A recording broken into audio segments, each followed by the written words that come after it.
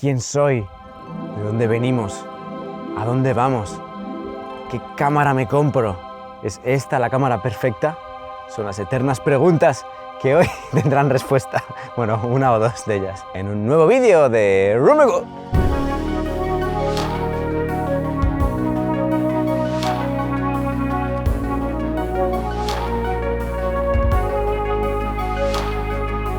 Bueno, pues vamos a darnos un paseíto por la sierra mientras cuento o desarrollo esta guía de cómo elegir cámara de fotografía, igual que hice la otra de cómo elegir cámara de vídeo, que te lo dejo abajo en el comentario seotado, por si quieres verlo. ¿Qué es eso del comentario seotado? Eso es como lo dice Romuald Fons, que lo llama así. Si no sabes quién es o qué es esto, te dejo el vídeo abajo para que lo veas y que le mandes un saludo de parte de Rummenigge. Entonces, bueno, como esta pregunta llega a diario, ¿qué cámara me compro? Pero para vídeo ya está resuelta en el otro vídeo, entonces vamos a abordar esta pregunta en cuanto a cámara de fotografía y además vamos a ver si esta es la cámara perfecta para fotografía, la A7R4 que me ha prestado Fotografiarte.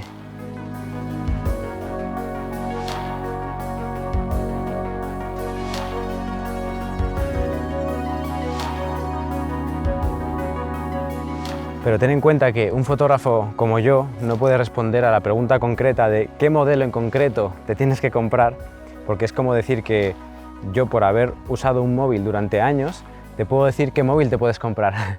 Yo he usado ciertas cámaras y conozco mucho sobre ellas, pero hay infinitos modelos, entonces esa pregunta en concreto la debe responder alguien experto en el tema, como Fotografiarte o como Fotolari o estos canales que se dedican exactamente a eso porque es su trabajo. Yo te puedo decir realmente cuáles creo que son las partes principales o las funcionalidades principales que creo que debe tener una cámara, o por lo menos que yo busco en una cámara, y sobre todo según los estilos de fotografía que vas a realizar. Y también porque cada vez hay más y más tipos de cámaras o aparatos que nos ofrecen las habilidades de una cámara. Por ejemplo, los teléfonos móviles. Es increíble lo que hoy en día se puede hacer con un teléfono móvil.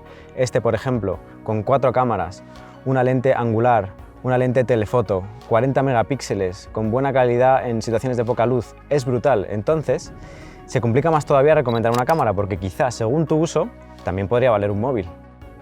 También están las cámaras compactas. Lo que ocurre es que las cámaras compactas muchas veces tienen sensores casi igual que los de un móvil, tienen aperturas de diafragma muy pequeñas, incluso no tienen controles manuales, o no son tan compactas comparadas con un móvil. Entonces, a mí no me encaja mucho para mi uso diario. Ya cuando quiero más calidad que un móvil, realmente me voy a mis cámaras grandes, profesionales. Pero bueno, también sé que tienen sus nichos, sobre todo si vamos a cámaras compactas de gama alta como la Sony RX100 o demás. Y también tenemos las cámaras Bridge, que es una especie como de mezcla entre las cámaras compactas y las cámaras que vamos a ver después, que yo creo que son los dos tipos que más merecen la pena. Entonces, estas cámaras realmente, si vamos a llevar algo de ese gran tamaño, a mí no me encaja tanto, porque ya es el mismo tamaño casi que una de estas, pero claro, si quieres algo muy loco como los zoom de las Nikon P1000 o algo así, quizás sí te merezca la pena. Pero también suelen tener sensores muy pequeñitos, no dan mucha calidad, a no ser que nos vayamos de nuevo a cámaras de alta gama de este tipo de cámaras Bridge. Pero también, como no, tenemos las archiconocidas DSLR o Reflex, que todos conocemos porque tienen sistema de lentes intercambiables, tienen grandes sensores, tienen sistema de espejo, tienen muchas funcionalidades. Entonces, el sistema de espejo básicamente es el sistema por el cual entra la luz y parte se lleva al visor reflex para que nosotros podamos ver la imagen directamente, no a través de una pantalla, sino a través de este sistema de espejo, y parte también se lleva al chip autofocus o AF para que podamos tener un enfoque mucho más rápido. Entonces, bueno, estos son los dos puntos que muchos abogaban, hacían a las cámaras reflex mucho mejor que las que no tenían espejo o las sin espejo. Entonces, bueno, casi todas las marcas tienen una cámara de este estilo, de este tipo, DSLR con sistema de espejo, muy asequible para empezar. Por ejemplo, Canon tiene la 4000D, la 2000D, de hecho la 2000D en Fotografiarte está con un kit con dos lentes, 18-55 y 50 mm 1.8 por 549 €. Entonces, para empezar, quizá con esto te valga. Son cámaras muy sencillas que vamos a ver un poquito más ahora, pero quizá con eso te vale. Incluso las Nikon 3400, 3500 también tienen cámaras muy sencillas con las que podemos empezar muy baratas. Pero claro, después este tipo de cámaras se van haciendo mucho más complejas, mucha más calidad, mucho más funcionalidades, entonces van aumentando de precio hasta llegar ya a cámaras súper profesionales. Y entonces llegamos a las modernas cámaras sin espejo, como esta A7R4, que según muchos es la mejor cámara de fotografía actualmente, mucho mejor que lo que ofrecen otras marcas.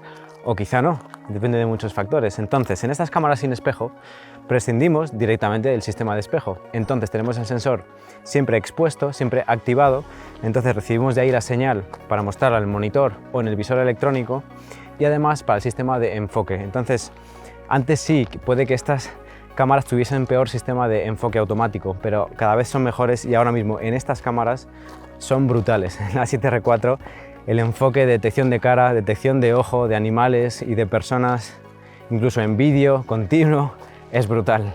Y por tanto, una de las ventajas de no tener espejo es que las cámaras se pueden hacer más compactas, más pequeñas, porque tenemos que quitar un sistema entero, además más ligeras y además más económicas, o quizá ya no tanto, porque esta A7R4 es bastante más grandecita que sus hermanas.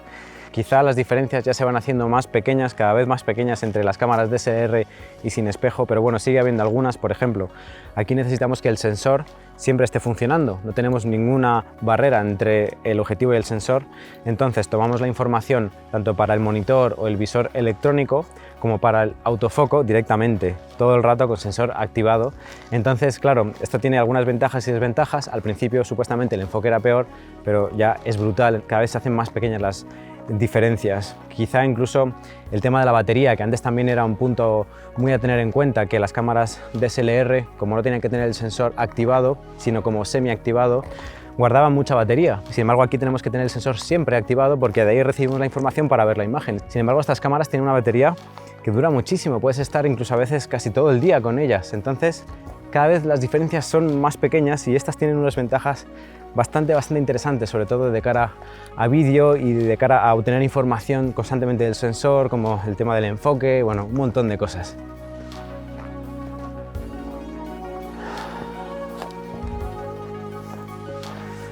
Bueno, entonces en mi opinión realmente las cámaras sin espejo están liderando el mercado desde que Sony hace unos cuantos años sacó su famosa serie A7 de cámaras full frame, tamaño de 35 milímetros de sensor, sin espejo. Desde entonces, incluso ya con la A7 III fue brutal, ha habido un montón de gente que se ha ido de otras marcas a Sony, a este tipo de cámaras. Incluso muchas otras marcas están imitando este camino, es decir, cámaras sin espejo, incluso de full frame. Canon, Nikon, todas estas. Y aunque muchos fotógrafos dicen que hace falta un visor reflex para mirar a través de él y componer, realmente a mí la ventaja de las cámaras sin espejo que te permiten ver en la pantalla constantemente la imagen que estás componiendo con dos ojos desde la distancia me parece enorme, porque me parece mucho más difícil componer con un solo ojo y mirando a escasos centímetros de la pantalla. Aunque sí, las cámaras reflex con espejo también tienen el live view, que puedes levantar el espejo y mirar, pero parece como que no están tan enfocadas a estas ventajas que tienen las cámaras sin espejo. Entonces, sin espejo tenemos cantidad de tamaños, precios, cualidades, colores, tenemos de todo. Por ejemplo, pasando por la Canon M50, la Panasonic G85, incluso la serie GH de Panasonic, aunque están un poco más enfocadas a vídeo, pero ahora ya con la serie S de Panasonic, que está abogando por el full frame sin espejo también, la SH1, también brutal para vídeo, un poco más enfocada, pero también la serie A6000 de Sony, que es sin espejo, sensor APS-C, y la serie A7, toda la serie A7 de full frame sin espejo.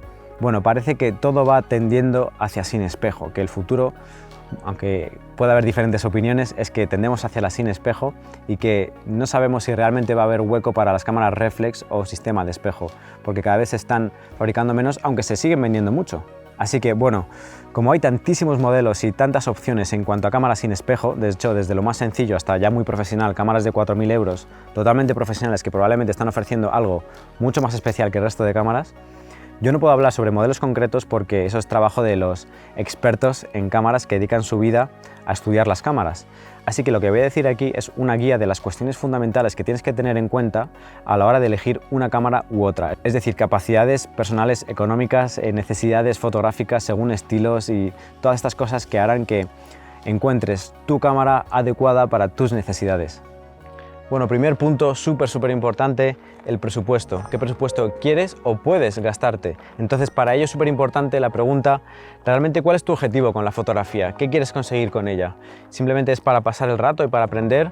¿O quieres ya algo más profesional que te permita ganar algo de dinero con ello? ¿O quieres ser súper profesional? Porque según eso, invertirás en un sistema u otro, en una marca u otra, o en un tipo de cámaras u otro. Entonces, creo que es súper importante esa pregunta. Si solo quieres pasar un buen rato, quizá con invertir 500 o 600 euros en un tipo de estas cámaras súper sencillo sea suficiente. Pero si quieres algo que te dé ya más prestaciones y que puedas incluso evolucionar más, quizá alrededor de entre 1000 y 2000 euros sea una buena inversión. Pero si quieres algo muy top, incluso ya desde 3000 a 5000 euros, con cámaras muy buenas y con algún objetivo de una calidad buena, ya tienes algo muy top para no tener límites y techo en tu camino fotográfico. Y creo que es súper importante no tener miedo a la hora de invertir si realmente queremos dedicarnos a esto, porque esto es una herramienta de trabajo que va a traer dinero de vuelta. Es decir, es una herramienta que produce, es una inversión, no es un reloj que te compras, es algo que es un capricho y simplemente te gusta y punto, sino que es una inversión, no es un gasto, como decía Kiyosaki, ¿no?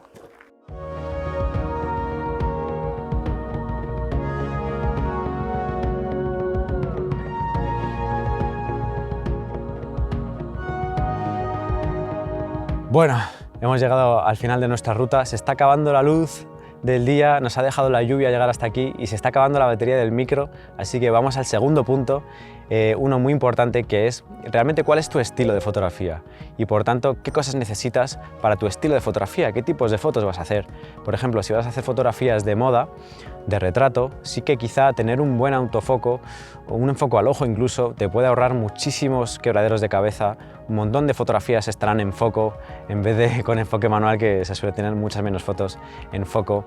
Además, si es full frame esta cámara, por ejemplo, tendrás más facilidad de conseguir grandes desenfoques con ciertas focales. No quiere decir que el full frame influye en el bokeh, en el desenfoque, la profundidad de campo, pero sí que es verdad que, por ejemplo, si queremos un 50 milímetros en full frame lo tenemos, sin embargo, para micro 4 tercios, por ejemplo, necesitamos un 25 milímetros y para que el desenfoque sea igual, como es otra focal, necesitamos aplicar el factor de multiplicación también a la apertura de diafragma. Entonces, bueno, si no te enteras de nada de esto, en el vídeo este que comento de full frame versus micro 4 tercios, ahí explico las diferencias entre los diferentes tamaños de sensor.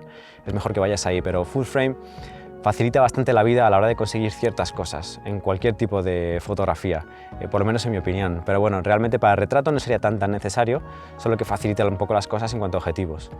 Pero por ejemplo, si queremos hacer fotografías de paisaje, estilo paisaje, totalmente diferentes las necesidades, ahí yo diría, por lo menos mi opinión, es que una full frame, para tener muchos más megapíxeles, por ejemplo, en la A7R4 tenemos 61 megapíxeles.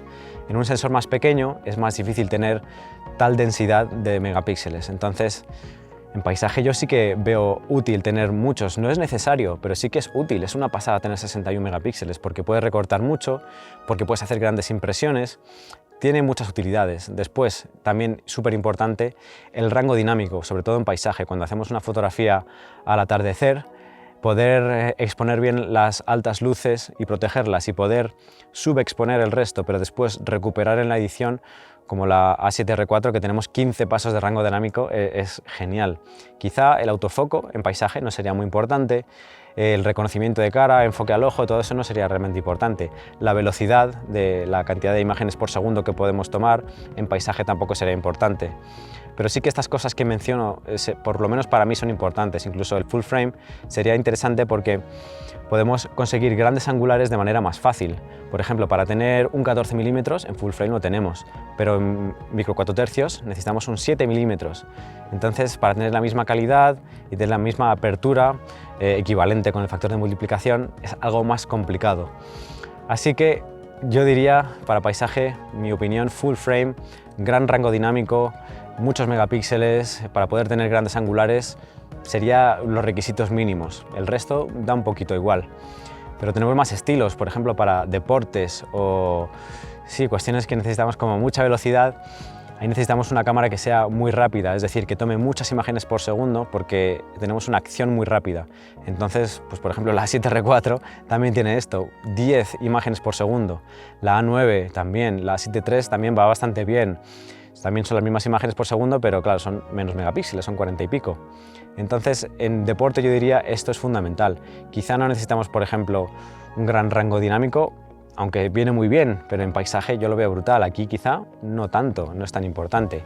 Quizá en deporte, por ejemplo, tampoco sea tan importante tener full frame, porque si tenemos un teleobjetivo normalmente para fotografiar al deportista o a la acción o lo que sea, no nos hace mucha falta tener un gran desenfoque o un gran bokeh, porque con un 400 milímetros lo vamos a conseguir. Pero bueno, también puede ser muy bonito tener pues eso, un 400 milímetros en full frame, 2,8 creo que había uno nuevo Sony que era brutal. Así que para deportes las condiciones o las necesidades son diferentes. ¿Nos quedamos sin luz? Bueno, si ocurre que no sabes realmente qué necesitas para tu estilo, entonces es que necesitas rodar un poco y hacer pruebas que te presten alguna cámara o alguna que tengas por casa sencilla y ver qué necesitas realmente para tu estilo y para tu enfoque en tu estilo de fotografía, porque cada persona enfoca su fotografía de una manera totalmente diferente. Por ejemplo, habrá gente que solo haga foto nocturna, entonces necesita una cámara muy buena en situaciones de poca luz, con ISOs altos. Quizá le da igual el resto, pero necesita eso. Entonces es súper importante que analices y que pruebes cuáles son tus necesidades según tu estilo y tu manera de enfocar tu estilo. Entonces eso es fundamental. Pero bueno, otras cuestiones que suelen ser muy útiles o que yo he hecho muy en falta en una cámara, por ejemplo, pantalla táctil, lo hace todo mucho más fácil.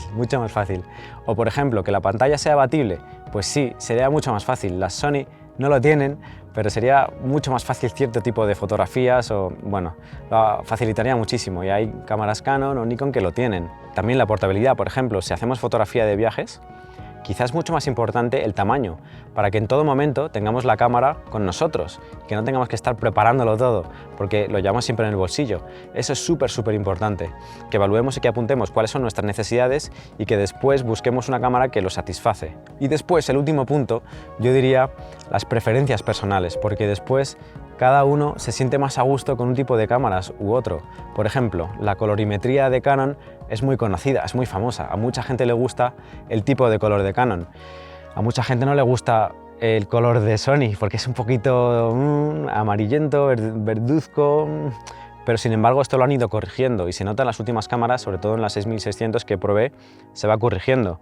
A lo mejor hay gente que le gusta el color de la GH5S porque las pieles son súper bonitas, han cambiado totalmente la tecnología de color ahí. También puede ser por temas de ergonomía, es decir, cómo de cómoda te resulta la cámara a ti, según tus manos, según...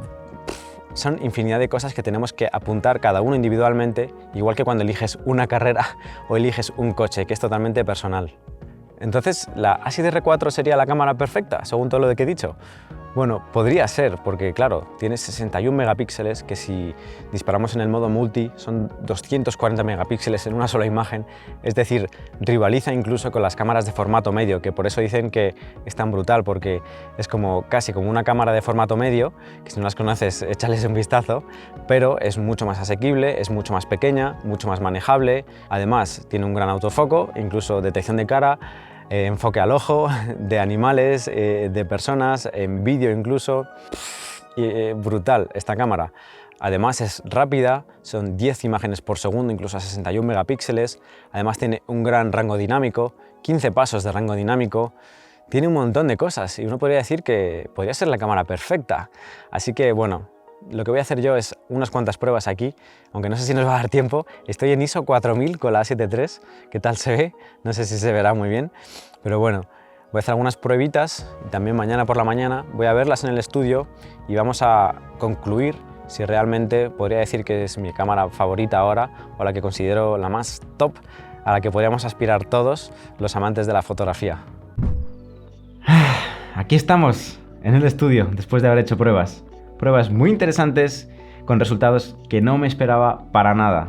No esperaba tan así para nada. Entonces, bueno, he hecho unas pruebas que no son científicas, no son totalmente rigurosas y definitivas de que esto es así, pero para mí son suficientes, para mi uso. Y yo te lo comparto porque creo que te puede servir. Entonces, bueno, he creado dos escenarios para contrastar las capacidades de esta cámara nueva con respecto a las que ya hay en el mercado o ya tengo yo, y también para sacar unas conclusiones que creo que te van a gustar. Entonces, la primera situación, he sobreexpuesto las imágenes de las cámaras varios pasos. En concreto, He salido aquí a la montaña y he sobreexpuesto la A7R4 y la A7 III para fotografía. Y me sorprende que, aunque hay diferencia, la A7R4 tiene un poquito más de rango dinámico, apenas hay diferencia, es decir, no hay tanta como uno esperaría. Las dos cámaras responden muy bien ante situaciones súper sobreexpuestas, es decir, varios pasos de luz. He bajado en Lightroom 3,5 pasos de luz de exposición cada una. Y sin embargo, los resultados son súper similares. Sí que la A7R4 en algunas zonas recupera un poquito mejor de las altas luces. Pero lo que me ha sorprendido es que, aunque cada una tiene un zoom 1 a 1 diferente, porque una son 61 megapíxeles y la otra son 20, la sensación es que las dos son súper nítidas y me costaba saber cuál era. De hecho, le he dicho a Carol, ¿cuál es la A7 III y cuál es la A7R4? Lo he dicho al revés. Pensaba que la que mejor se veía era la A7R4 y era la A7 III. Entonces me ha sorprendido muy gratamente, pero bueno, luego he dicho, venga, vamos a afinar un poquito más y voy a crear otra situación más controlada aquí en el estudio. Voy a poner una iluminación muy tenue y voy a hacer fotos con la A7R2, con la A7 III y con la A7R4. Y voy a poner misma configuración de cámara exactamente igual y después misma lente con la misma focal. Exactamente todo lo mismo. Entonces, he hecho fotografías subexpuestas, muy oscuras, a ver cómo responden pues en situaciones límites, extremas, ¿no? Estas cámaras, porque en situaciones óptimas casi cualquier cámara se ve bien. Pero como yo suelo jugar mucho con los límites de las cámaras, a ver cómo respondían. Entonces, me he dado cuenta de que la cámara que yo pensaba que tenía, que era mejor para fotografía, de las que yo tengo ahora mismo, la A7R2, funciona mucho peor que la A7 III, es decir, sale mucho más ruido, mucha menos definición y mucha menos calidad en la A7R2 al subir 5 pasos de luz subexpuestos. Sin embargo, la A7 III funciona muy bien, o sea, ha tenido un resultado muy bueno, subiendo 5 pasos de luz en una imagen prácticamente negra. Y después, cuando he comparado con la A7R4, me he dado cuenta, cuando me he puesto después en Photoshop, he puesto todas como al mismo zoom, aunque una tiene 61 megapíxeles, otra, la A7R2, tiene 42 y la A7 III tiene 20, he puesto todas como al mismo zoom, más o menos, mismo tamaño, para ver realmente cómo es la calidad final cuando vemos una parcela de la imagen, si damos al zoom un porcentaje idéntico en todas, cómo es el resultado y cómo funciona cuando subimos varios pasos de luz cada una. Y la A7R4 realmente es súper similar a la A7 III, sí que tiene un poquito más de definición, como puedes ver, estas letras de esta etiqueta se ven un poco mejor en la A7R4, pero es que son 61 megapíxeles y el doble de presupuesto. Es decir, son 4.000 euros en vez de 2.000 de la A7 III. Entonces me he quedado un poco loco y he dicho, pero ¿cómo puede haber realmente tan poquita diferencia? Como digo, este test no es científico, pero yo este tipo de cosas, no 5 pasos de luz, pero varios pasos de luz, muchas veces los subo. Y no he encontrado tantísima diferencia como para que me merezca la pena invertir el doble de dinero, es decir, 4.000 euros en una cámara. Entonces, llego a varias conclusiones. Una de ellas es como Sony se ha pasado de frenada con la A7 III, haciendo una cámara brutal a un precio muy asequible para atraer a mucha gente a Sony y está dañando las ventas de sus otras cámaras. Podría ser, no lo sé. Bueno, sí que sé que gente con necesidades muy concretas y que no tenga cámara Sony, por ejemplo, quizá le merezca pasarse directamente a la A7R4, porque tiene mucha calidad, pero es que, claro, A7 III, 2.000 euros, comparado con 4.000. Y en cuanto incluso a vídeo, porque yo utilizo mitad vídeo, mitad foto, las características son muy similares. 4K, 30 fotogramas por segundo, 100 megas por segundo. Sí que, bueno, tiene bastantes mejoras pequeñitas, en plan el enfoque al ojo continuo, varias cositas que son muy útiles, incluso en fotografía, pero bueno, el enfoque al ojo en fotografía lo tenemos en la A7 III. Entonces, es como, qué interesante todo este análisis y bueno, espero que te sirva incluso para concluir que muchas veces pensamos que qué pena que yo no puedo acceder a la mejor tecnología, a la cámara más cara de Sony, al buque insignia en cuanto a fotografía, que rivaliza con las cámaras formato medio. Yo nunca llegaré a eso y sin embargo creo que tenemos que tener en cuenta la idea de que hoy en día tenemos abundancia de tecnología al alcance de todos, porque quizá no puedes acceder a esta cámara que vale 2.000 euros, bueno, con la que estoy grabando, la A7 III, pero es que hoy día con un móvil, con otras cámaras sencillas, tenemos una cantidad de tecnología suficiente para hacer cosas increíbles. Solo hay que saber realmente sacar el jugo al arte fotográfico, seguir formándonos siempre, aprender mucho de iluminación, entrenar mucho nuestro ojo fotográfico y romper los límites muchas veces que tenemos pensando que si no tenemos una cámara súper profesional no podemos hacer cosas. Y como digo, tengo un montón de ganas de sacar un contenido que estoy preparando que va definitivamente a dejar claro que la cámara no es lo importante. Lo que pasa es que este vídeo vamos a sacarlo en un momento que tiene que ser especial, ese momento. Entonces dentro de poquito saldrá, pero bueno. Tengo muchas ganas de seguir ahondando en esta idea de que no necesitas la mejor cámara del mundo para empezar, así que en esta guía de cómo encontrar cámara de fotos espero que esta idea la tengas en cuenta para saber que si ya tienes algo con lo que empezar, sigue con ello, si no, accede a lo que te permita tu presupuesto y ten en cuenta que lo que va a hacer que tus fotografías sean brutales y geniales es lo que hay aquí y lo que hay aquí y no cuánto dinero te has gastado en una cámara. De hecho, como tip, incluso yo pondría más foco. Cuando ya tengo una cámara adecuada en el sistema que a mí me guste, marca y demás, pondría más foco en las lentes que en comprarme una cámara más cara. Creo que esto es súper importante, sobre todo llegado a cierto nivel, porque es que cada cámara que sale es más brutal todavía. Entonces, muchas veces entramos en esta carrera de querer lo último, pero creo que no es necesario. Hay cosas mucho más asequibles que pueden permitirnos hacer cosas brutales, increíbles. Así que bueno, espero que esta guía para comprar tu primera o gran primera cámara fotográfica te haya servido. Ten en cuenta siempre esta idea respecto a qué materiales necesitas para recorrer tu camino fotográfico y nos vemos en el siguiente vídeo de Rumengo. Adiós. ¿Tengo la barba bien peinada? ¿Me pasa un avión? Y no tengo la barba bien peinada. Sí, Lobezno. Ya sé que muchos, todos los días. Se parece a Lobezno. Hola, Lincoln.